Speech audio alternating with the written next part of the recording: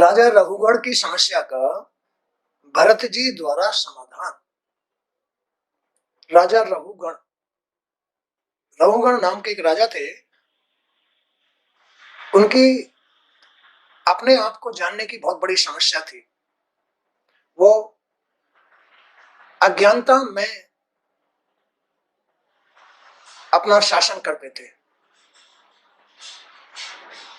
लेकिन भरत नाम के एक तपस्वी से एक बार उनका भेंट हुआ। उनसे उन्होंने अपनी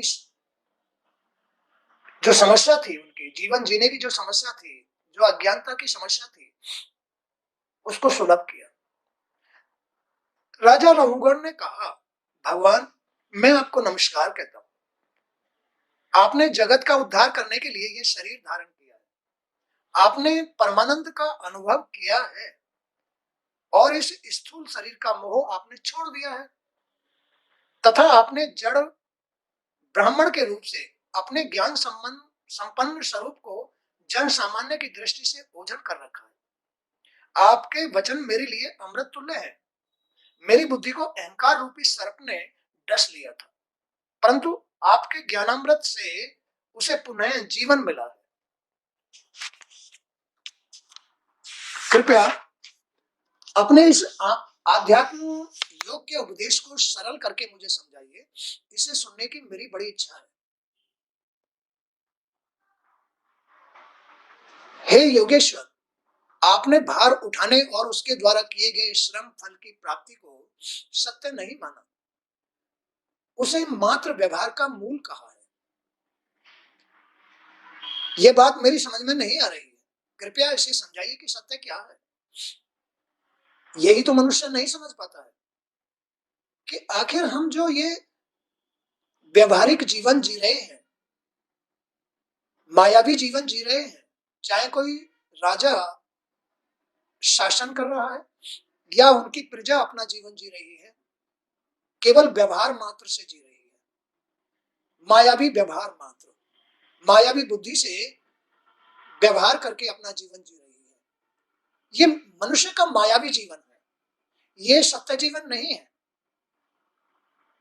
तो इसी बात को राजा रघुगण भरत जी से पूछ रहा है कि आखिर सत्य क्या है। जब ये व्यवहार सत्य नहीं है, जब ये सांसारिक व्यवहार हमारा झूठा है, तो फिर आखिर सत्य क्या है।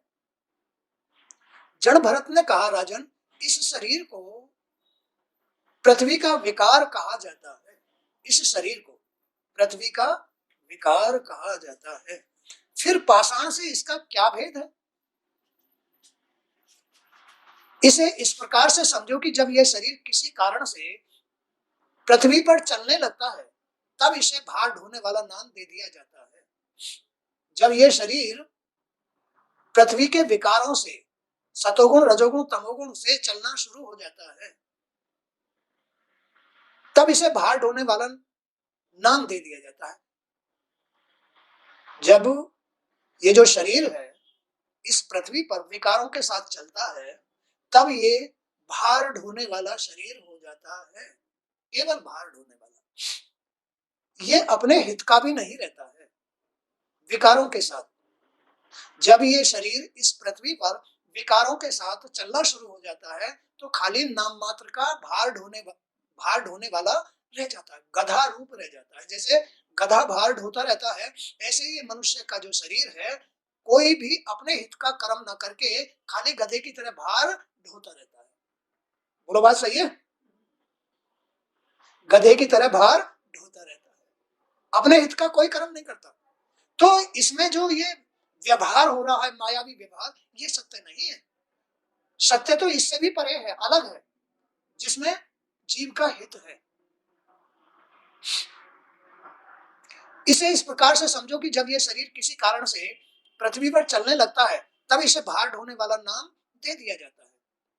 इस शरीर के दो पैर हैं, दो हाथ हैं, कमर है, पेट है, छाती है, गर्दन है, कंधे हैं, चेहरा है, आदि विविध अंग हैं। कंधों के ऊपर पालकी और उसमें तुम्हारा ये शरीर एक पार्थिव विकार ही तो है। इन कंधों के ऊपर जो तुम्हारी गर्दन से ऊपर ये मस्तिष्क है, ये है असली खजाना।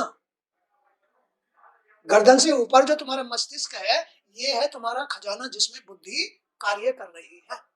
अब ये शरीर क्या कार्य कर रहा है, ये तुम्हारी बुद्धि से पता चल जाता है कि वो खाली विकार ढो रहा है, उसने क्या इकट्ठा किया है, उसने कैसा श्रम किया है, अपने हित का श्रम किया है या अहित का श्रम किया है। ये सब कुछ उसकी बुद्धि से पता चलता है कि उसको, उसकी बुद्धि में कुछ सच्चाई है या सांसारिकता है। तो गर्दन से ऊपर ये पालकी कहलाती है और ये नीचे इसे ढोने वाला कहलाता है। ये जो शरीर है ये गधे की तरह भार ढोने वाला हो जाता है। इसके ऊपर पालकी, तो गर्दन से ऊपर मस्तिष्क है जिसमें जीव बैठा हुआ है, जिसमें जीव बैठा हुआ है, पालकी में जीव बैठा हुआ है। इस पालकी में कंधों से ऊपर जो मस्तिष्क रूप है, इसमें ही जीव बैठा हुआ है। ये शरीर तो इस पालकी को ढोने वाले कहार हैं, कहार। तो कंधों के ऊपर पालकी और उसमें तुम्हारा ये शरीर एक पार्थिव विकार ही तो है। तुम्हारे शरीर रूपी विकार में आत्म बुद्धि स्वरूप अभिमान बैठा हुआ है कि मैं राजा हूं, कि मैं घर का मालिक हूं, कि मैं माँ हूं, कि मैं बाप हूं, कि मैं व्यापारी हूं, मैं नौकरी करता हूं, बहुत अच्छी नौकरी करता हूं, मैं इतना कमाता हूं, मेरे पास इतना धन है। ये अभिमान ही तो है। इस गर्दन से ऊपर पालकी में कौन बैठा हुआ है? अभिमान बैठा हुआ है जो सत्य नहीं है। खाली ये शरीर तो भार ढोने वाले कहार हैं, गधे हैं।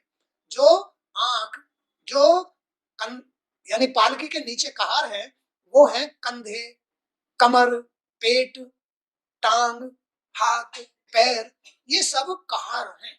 ये इस अभिमानी राजा के लिए कार्य कर रहे हैं, भार ढो रहे हैं। कोई न दान कर रहे हैं, न तीर्थ कर रहे हैं, न कहीं गुरुओं की शरण में जा रहे हैं, न मंदिर जा रहे हैं, न वहां उनको स्नान करा रहे हैं, न उनको कपड़े दान कर, माने कि ये खाली इस अभिमानी राजा के लिए कहार बने हुए हैं। बोलो, इस अभिमानी जीव के लिए कार्य कर रहे हैं।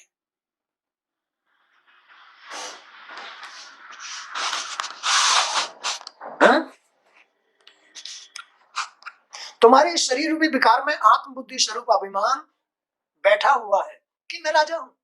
इस अभिमान से अंधे होकर तुम्हारी श्रेष्ठता को तुम्हारी क्रूरता और धृष्टता ने ढक लिया है।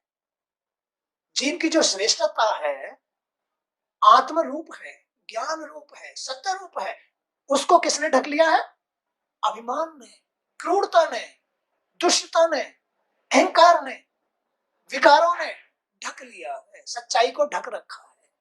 ये जीव पालकी में अभिमानी राजा की तरह बैठा हुआ है। बोलो, बैठा हुआ है। इसलिए तुमने इन बेचारे दीन दुखियों कहारों का बेगार में पकड़कर अपनी पालकी में जोत रखा है। हाथों को, पैरों को, पेट को, कमर को कितना कितना भार इनके ऊपर रख देते हैं, बेचारे फिर भी मजबूर होकर के ढोते हैं। ढोते नहीं ढोते? गांवों में चारा ढोते हैं, वो बेचारे मिट्टी ढोने वाले मिट्टी ढोते हैं। ये कहार हाथ पैर फावड़ा चलाते हैं, मिट्टी भरते हैं और ढो करके, तो ये वो गधे पराधीन होकर के गधे रूप से कार्य कर रहे हैं। ये तुम्हारी पालकी में जुटे हुए हैं। अभिमानी राजा जो पालकी में बैठा हुआ है, वो अभिमानी राजा, वो अभिमानी राजा इनके ऊपर पालकी में बैठा हुआ है और अपना अभिमान पूरा कर रहा है। लेकिन ये सत्य नहीं है। ये तो खाली खाली अपना जीवन गंवाना है। ये तो खाली हाथ पैरों से, शरीर से, पेट से गधे की तरह भार ढोना है। बोलो, बात सही है?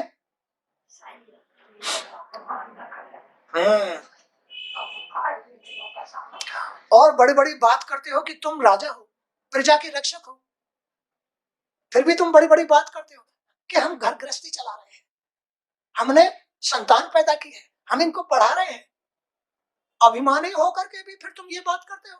अरे, तुम नहीं चला रहे हो घर गृहस्थी को, देश को तुम नहीं चला रहे हो, तुम तो और देश को गड्ढे में डाल रहे हो, तुम तो और घर को बंधक बना रहे हो, इन बच्चों को बिगाड़ रहे हो। अपने स्वाद में, अपने अभिमान में, अपने अहंकार में अपनी ही संतान को बिगाड़ रहे हो, गलत दिशा दे रहे हो, गलत चीजें हैं, गलत तरीके का अधिकार लेकर के, अभिमान लेकर के तुम ये कहते हो कि हम सत्य हैं, कि हम प्रजा को सुख दे रहे हैं। नहीं, तुम सुख नहीं दे रहे हो, तुम प्रजा को गलत रास्ते डाल रहे हो, ये सच्चाई नहीं है। तो जबकि तुम जानते हो कि संपूर्ण चल अचल जीव पृथ्वी से उत्पन्न होते हैं और पृथ्वी में ही लीन हो जाते हैं, क्रिया भेद के कारण ही उनके अलग अलग नाम पड़े हुए हैं। क्रिया और क्रिया से भेद आता है, क्रिया भेद से उनके अलग अलग नाम पड़ जाते हैं। कोई मनुष्य कहलाता है, कोई पशु कहलाता है, कोई कीड़ा मकोड़ा कहलाता है, कोई कुछ कहता है, उनकी कर्म क्रियाओं के अनुसार ही